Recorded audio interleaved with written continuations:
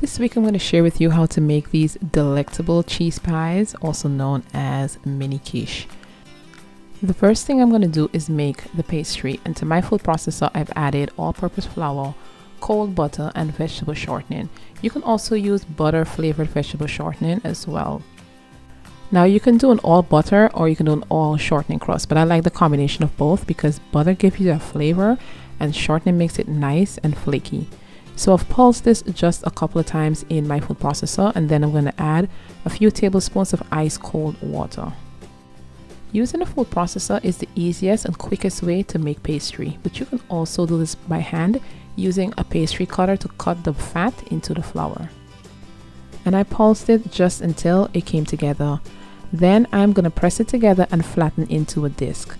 I'm going to wrap this disc in cling wrap and place it into my fridge for at least 30 minutes to chill. Not only is it easier to work with pastry when it's been chilled, but it also bakes up really nicely and flaky. The full recipe will be linked below in the description box, and if this is your first time here, please be sure to subscribe and to leave me a comment. I partnered with Cabot Cheese for this video, and let me tell you, if you haven't had their cheeses, you're absolutely missing out. Cabot has a wide selection of cheeses. Today I'm using the seriously sharp cheddar and the pepper jack cheese. But here's a little bit of info about Cabot Cheese.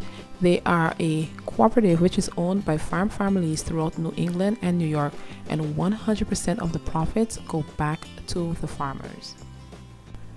And I've partnered with them in the past. I really love this company, and I'm going to link some of the recipes that I have made using Cabot cheese.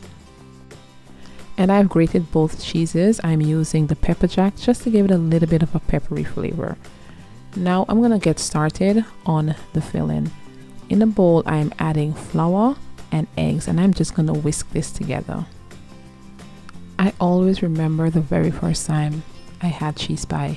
I was attending Sacred Heart Primary School in Georgetown, and I used to go down to Arapaima for lunch, and that was the very first time I've ever had a cheese pie. So when I moved to the States, I quickly realized that cheese pie is actually quiche. So I was very pleased and was able to recreate it at home.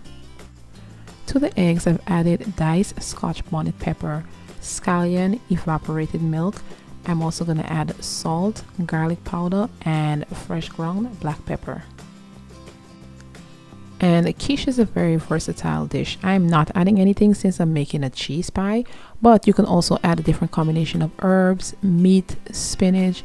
But today we're just going to stick with the basics and add all of that beautiful cheese.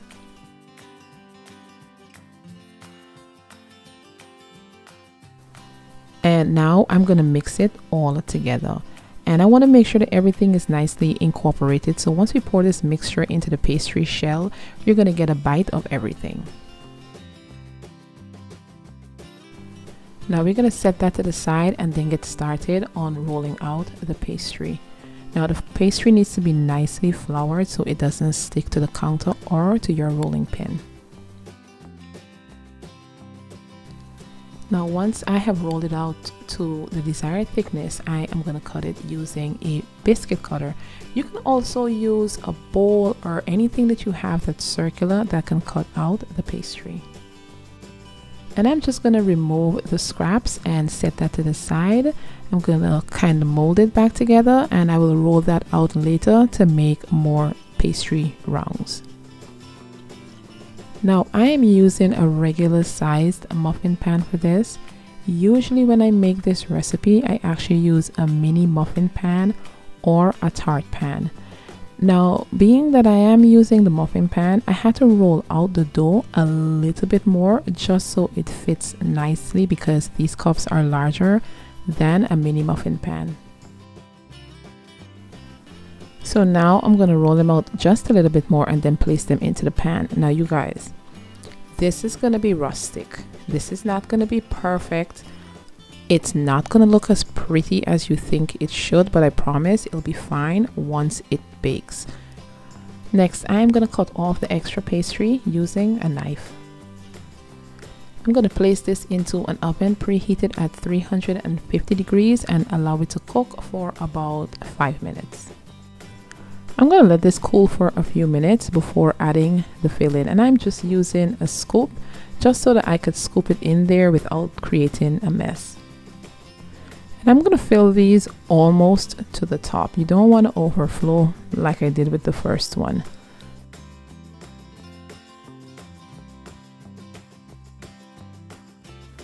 Once I filled all of the pastry, I'm going to place it into an oven preheated at 350 degrees and bake it for about 20 minutes until it pops up, and it's going to look like this. Allow it to cool, and as you can see, as it cools, the centers drop.